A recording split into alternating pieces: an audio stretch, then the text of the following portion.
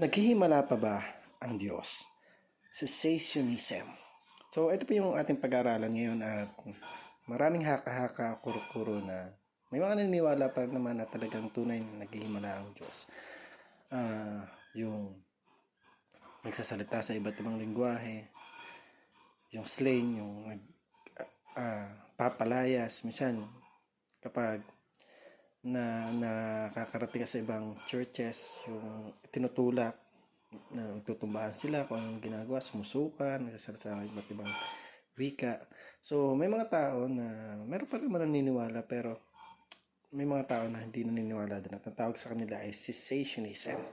So, tingnan natin yung ating verse na pag-aaralan ngayon na matatagpuan sa 1 Corinthians 12:7-11. Now to each one, the manifestation of the Spirit is given for the common good.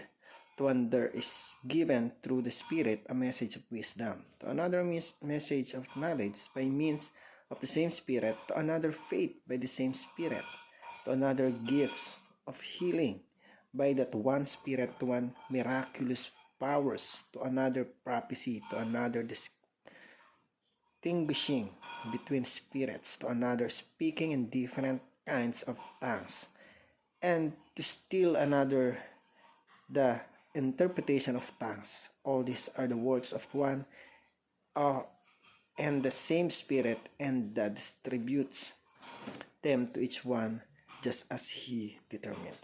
So, sabi dito sa Tagalog, sa verse 8, sa isa ay ibinigay sa pamamagitan ng Espiritu ang salita ng karunungan, at sa iba ay ang salita ng kaalaman ayon sa gayunding Espiritu. Sa iba ay pananampalataya sa pamamagitan ng gayunding Espiritu, at sa iba ay ang mga kalooban ng pagpapagaling sa pamamagitan ng Espiritu. Sa iba ay ang paggawa ng mga himala, sa iba ay propesiya, sa iba ay pagkilala sa Espiritu, sa iba ang iba't ibang wika, at sa iba ay ang pagpapaliwanag ng mga wika. So, totoo naman noong unang panahon, may iba't ibang ginagawa na himala ang Panginoon. Yung iba nagpa-prophecy. Yung iba nga sinasabi na eto yung magiging future mo, mga propeta. Pinaprophesy na yung mangyayari sa buhay mo. At ang iba naman ay nagpapagaling, ang iba ay nagtuturo.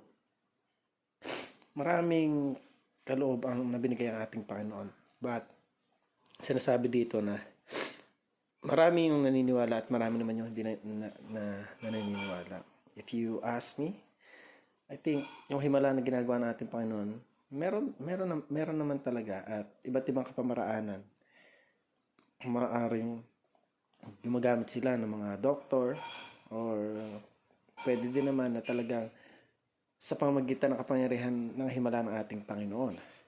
So, sabi ito, cessationism or cessationism.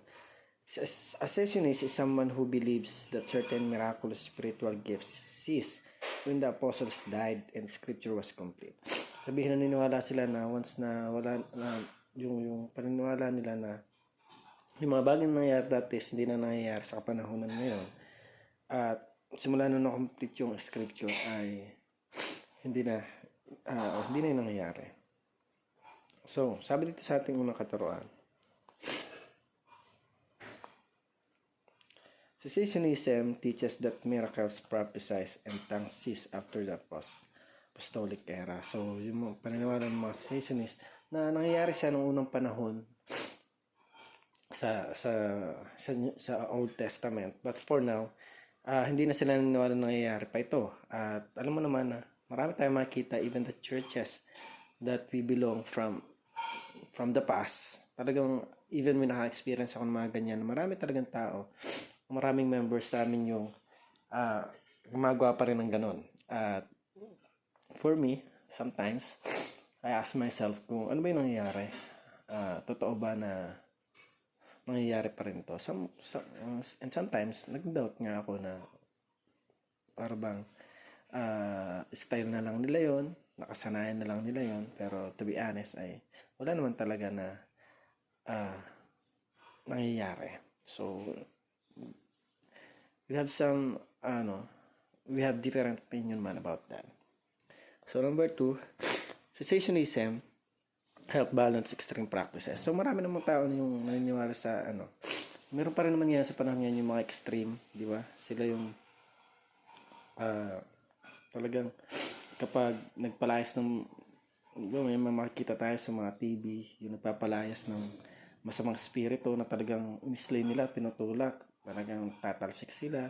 At minsan nga yung sobra namang, iba sumusuka pa, yung iba nangingisay pa. So parang hindi mo alam kung maniniwala ka ba o matatakot sa kanila.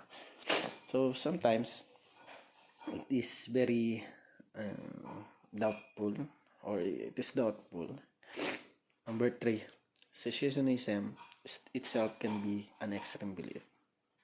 So cessationism, extreme belief na marami pa rin naman talaga na kagaya nga nung pagpapagaling. So nangyayari naman ngayon, mga nagtuturo pa rin dahil nga salita ng ating Panginoon. It depends sa mga bagay na nakasanayan natin. I mean, makikita mo kung talaga nangyayari pa ito o hindi na, o kung ito ba ay kapanipaniwala pa o hindi na. Kasi iba talaga nakasanayan lang paulit-ulit na hindi naman talaga alam ano ba talaga pinagpipray natin sa ating Panginoon, at kailangan natin ma-discern sa tao kung ito ba ay pakitang tao lang, pakitang gilas lang, o talagang nasa kanya yung banal na espiritu. So para naman po sa ating application, do not put God inside the box. So huwag nating iisipin na ang Panginoon ay nasa isang box lang. God is everywhere. At kumikilos siya sa buhay ng bawat isa sa atin. Naghihimala pa rin naman niya sa buhay ng bawat isa sa atin. Hindi naman.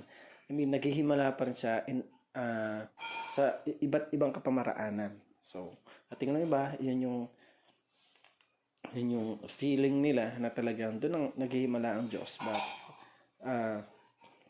quite sometimes na talagang yung nangyari nung mga nakalipas na panahon, kung mapapansin natin, hindi naman talaga na parang applicable sa atin, pero sa ibang bansa, kung makikita natin kung paano sila mag-worship, talagang para bang extreme, masyadong extreme. Number 2, pursue biblical view on miracles. So, pursue natin yung biblical view natin about sa mga miracles na ginagawa ng Panginoon. Alamin natin kung yung bang nangyayari is tama pa. Alamin natin kung yung miracles na ginagawa ng Panginoon is talagang nakikita pa ng natas panahon ngayon at nangyayari sa buhay ng bawat isa sa atin. Number 3, be cautious of modern day apostles and prophets. So, maging cautious tayo sa mga modern day apostles. Talagang makikita natin iba't ibang style ng pagtuturo, iba't ibang mensahe na nabibigay. Minsan nalilito na tayo kapag hindi talaga tayo nag-aral ng salita ng Panginoon.